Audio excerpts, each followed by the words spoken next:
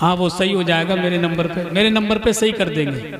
वो ये नात खाओं के लिए यूक्यू की ज़रूरत होती है, मैं तो कमज़ोर आदमी बगैर यूक्यू के ही बोलता हूँ। तो मैं ये कह रहा था अगर ज़्यादा वक्त मैं ले लूँगा तो डर इस बात का मेरी ट्रेन मिस हो जाए और हो सकता है मुफ्ती साहब की ट्रेन मिस हो जाए। मगर खुदा का शुक्र है मेरी ट्रेन बिल्कुल राइट टाइम चल रही है। नहीं, मेरी ट्रेन लेट है 1 घंटा, मगर मुफ्ती साहब की ट्रेन बिल्कुल राइट टाइम चल रही है। अब मुफ्ती साहब कभी मोबाइल में गाड़ी को देख रहे हैं, कभी आपको देख रहे हैं, मगर आप टेंशन ना लें, ट्रेन छूट जाएगी तो दोबारा मिल जाएगी, मगर ये छूट गए तो ये दोबारा हाथ नहीं आएंगे। तो इनको मौके से पकड़ लीजिए आप और मुकम्मल खिताब सुनिएगा। आज ऐसी तकरीर आप सुनेंगे, मैं देखिए बेजा किसी की तारीफ नहीं करता हूँ, जिनको मैं भी मोहब्बत से सुनता हूँ और जिनको तमाम खुतबा मोहब्बत से सुनते हैं। अल्लाह का शुक्र है हज़रत अल्लामा मुफ्ती इम्तियाज़ बरकाती साहब को अल्लाह ने इल्म से भी नवाजा है और अच्छी आवाज़ से भी नवाजा है। अगर ये जान गए कि आप लोग नात खानी सुनना चाहते हैं तो ये फिर तकरीर से हट करके नात खानी पे आ जाएंगे। अगर पता चला कि आप तकरीर ही सुनना चाहते हैं तो फिर ये तकरीर सुनेंगे। आज ऐसी तकरीर करके जाएंगे आप एक ज़माने तक याद रखेंगे, सुनेंगे ना। अच्छा, कितने लोग हैं जो तकरीर सुन के जाएंगे? माशाल्लाह 2-4 लोगों के हाथ नहीं उठे हैं, आप हाथ नीचे कर ले। ये वो 2-4 वो लोग हैं जो अभी तक ना इन्होंने हाथ उठाए हैं, न इन्होंने सुभान अल्लाह कहा है, न इन्होंने अभी तक अल्हम्दुलिल्लाह कहा है। पता नहीं दिल ही दिल में हाय अल्लाह तो नहीं कर रहे हैं। नहीं, मैं सोच रहा हूँ ये 2-4 लोग हैं जो अभी तक इन्होंने मुफ्ती साहब कुछ नहीं बोला।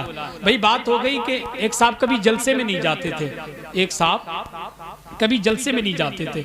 हर गांव में होते हैं 2-4 ऐसे जो जलसे की मुखालिफत भी करते हैं और जलसे में जाते भी नहीं है। तो एक साहब कभी जलसे में नहीं जाते थे, तो पड़ोस में जलसा हो रहा था, जैसा कि मान लीजिए भूड़ा में जलसा हो रहा है। तो दोस्त ने कहा यार बहुत बड़ा जलसा है, चलो जलसा देखने चलते हैं। बोले चलो यार ठीक है, गए तो है नहीं तो आज चल के देखते हैं जलसे में होता क्या है। तो वो पहुंच गए जलसे में, बीच जलसे में बैठे थे। तो मौलाना साहब तकरीर कर रहे थे, जैसे मुफ्ती इम्तियाज़ साहब तकरीर कर रहे हैं ना, ऐसे ही तकरीर कर रहे थे। खतीब साहब क्या बता रहे थे कि रोज़ा रखने से ये फ़ायदे होते हैं, रोज़ा रखने से ये फ़ायदे होते हैं, रोज़े की ये फजीलत है, रोज़े का मकाम ये है, रोज़ा रखने से जन्नत में क्या मिलेगा, ये सब बता रहे थे। वो बीच जलसे में बैठे थे, दोस्त से भी कुछ ना कहा, घर चले गए रात में और बीवी को जगाया और कहा उठ सहरी पका मुझे खिला। तो बीवी बोली बड़ा ताज्जुब भरा आदमी है ये, आज तक कभी सहरी नहीं मांगी, आज सहरी मांगने लगा। जिसने ज़िंदगी में कभी रोज़ा ना रखा हो और वो सहरी के लिए बीवी से कह दे तो बीवी को ताज्जुब तो होगा ही। तो बीवी उठी, उठने के बाद खाना बनाया, खाना बनाने के बाद वो जनाब ने खाना खाया। जब घड़ी में देखा ना तो सहरी ख़त्म होने से 3 घंटे पहले सहरी खा चुके थे वो। सहरी ख़त्म होने से 3 घंटे पहले सहरी खा लिए थे वो। अब रोज़ा तो उन्होंने रख लिया जज्बात में, जब दिन के 12 बजे ना तो दिन में ही उनको तारे नजर आने लगे। अब वो चक्कर में पड़ गए यार, मौलाना की तकरीर सुन के जज्बात में रोज़ा रख लिया, अभी तो 12 बजे हैं, ज़ोहर की अजान फिर असर की अजान, कहीं ऐसा ना हो मगरिब की अजान से पहले पहले मेरा इंतकाल ना हो जाए। बड़े परेशान बैठे हुए थे।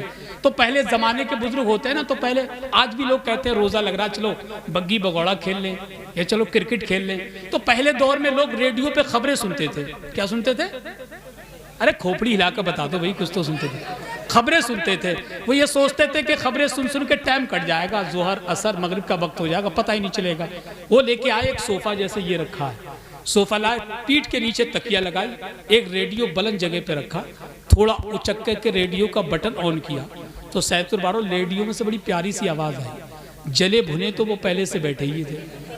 रेडियो का बटन जैसे ही ऑन किया तो रेडियो में से आवाज़ आई, सर आप क्या सुनना चाहते हैं? तो जैसे जले हुए पे किसी ने नमक छिड़क दिया हो। जैसे ही कहा रेडियो में से आवाज़ आई, सर आप क्या सुनना चाहते हैं? तो तड़प के बोले, हम इस वक्त मगरिब की अजान सुनना चाहते हैं। तो वो जो 2-4 लोग बैठे हैं ना, 2-4 लोग, तो मैं उनको देख रहा हूँ कि वो पता नहीं मगरिब की अजान तो सुनना नहीं चाहते हैं। अब मगरिब की अजान तो नहीं हो सकती है, फजर की अजान हो सकती है कि नहीं? बहरहाल मैं चाहूँ तो आपको हंसा के भी सुना सकता हूँ, मगर ये मेरा अपना इलाका है, मेरी ये सब मेहमान हैं, मैं ज़्यादा लंबी निज़ामत कर नहीं रहा हूँ, वरना मेरे जलवे अगर कहीं देखना हो तो चलिए चंडीगढ़, फिर मैं दिखाऊँगा अपने जलवे। अपने इलाकों में जलवे दिखाने की क्या बात है। ये सब हमारे मेहमान हैं। मैं 2-2, 4-4 शेर पढ़ रहा हूँ क्योंकि मैं जानता हूँ ये सैयदपुर चुन्नी लाल है। जब कोई शायर अच्छा शेर पढ़ता है तो उसके लिए हज़रत दुआ बहुत जल्दी कर दी जाती है। हाँ, और जब कोई ज़्यादा टाइम ले लेता है तो उसके लिए बद्दुआ भी बहुत जल्दी कर दी जाती है। माशाल्लाह, अल्लाह पाक आप सबको सलामत रहे। मुस्कुरा गए ना आप? अब ज़रा मुस्कुरा के कह दें या रसूल अल्लाह। अब देखिए हाजी साहब बैठे हैं। अब जाहिर सी बात है, मुफ्ती साहब के अजीज़ हैं, मेरे भी अजीज़ हैं। हुक्म हो रहा है कि हाजी साहब के चंद शेर हो जाएं, पढ़वा दिए जाए ना। अरे जुबान से ना बोलो, खोपड़ी हिला के बताओ, हाँ पढ़वा दो भाई, पढ़वा दिए जाए ना। बस चंद अशार सुन ले, फिर उसके बाद बिगैर किसी ताकीद के मुफ्ती साहब आपके सामने होंगे, आप मुफ्ती साहब के सामने होंगे, जिनसे मेरी मुराद मद्दाह रसूल अकरम बुलबुल बाक़ी मदीना मोहतरम अलहाज गुलाम रब्बानी साहिब क़िबला माइक पर तशरीफ ला रहे हैं। अब ये बिल्कुल तरोताज़ा होकर के ज़रा इस्तिक़बाल कर ले। नारे तकबीर, नारे रिसालत, फैज़ाने गौसे आदम, मसलके आला हजरत, उलमाए अहले सुन्नत, इश्क मोहब्बत, इश्क मोहब्बत।